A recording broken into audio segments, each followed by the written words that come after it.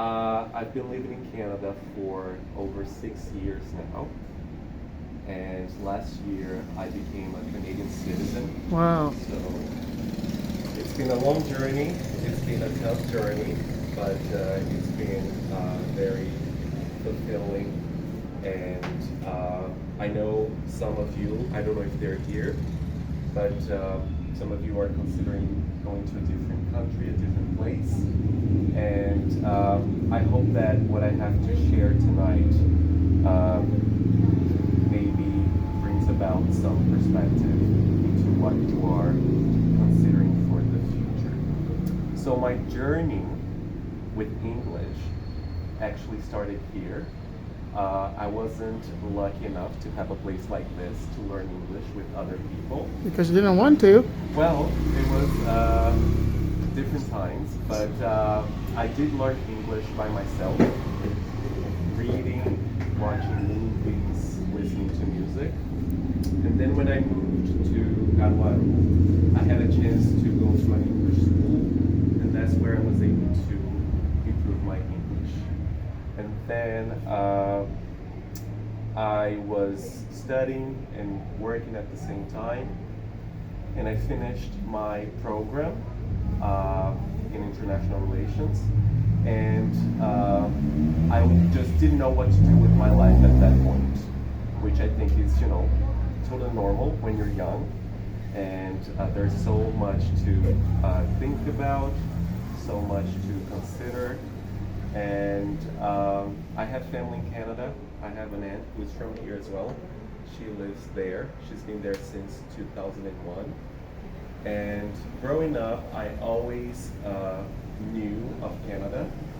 And in my experience, when people ask me why I moved to Canada, there are, please join us.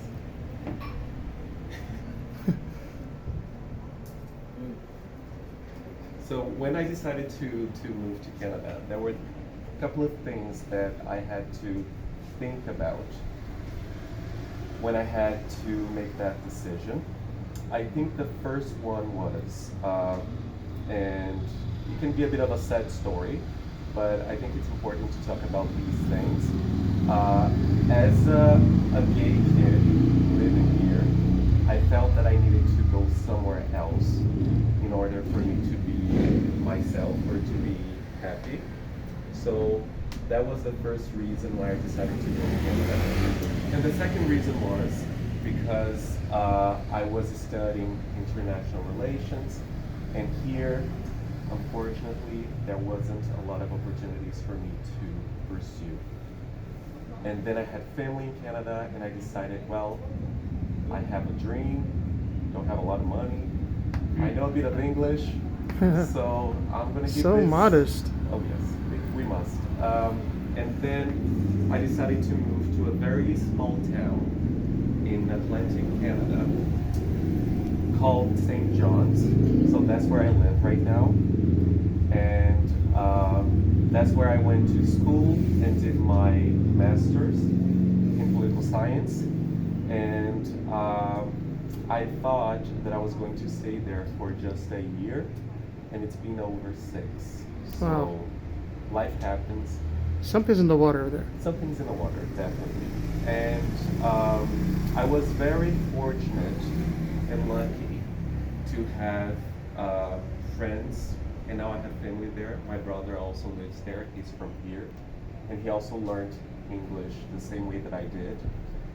And it's great when you are away from home and you have a community of people that can be there for you, that can support you, and then can understand what you're going through when you're far away from home.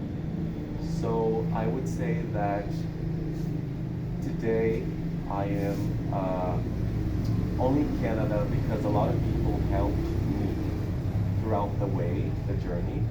It was never easy, but I think most things in life are not easy.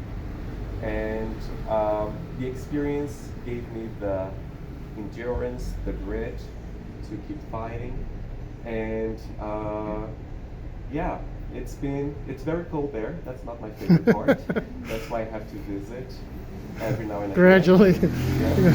When I left, I think it was minus 24 Oh degrees. my goodness, I love that. So yeah, not great, especially when you're from here. Still not used to it? No. No way. But yeah, so long story short, it's been incredibly fulfilling. It is challenging, and if you decide one day to go up to a different country, even a different city, just be true to yourself. Be honest with your feelings. Make sure that you connect with people who are supportive and who are good to you. And when things get tough, that's okay.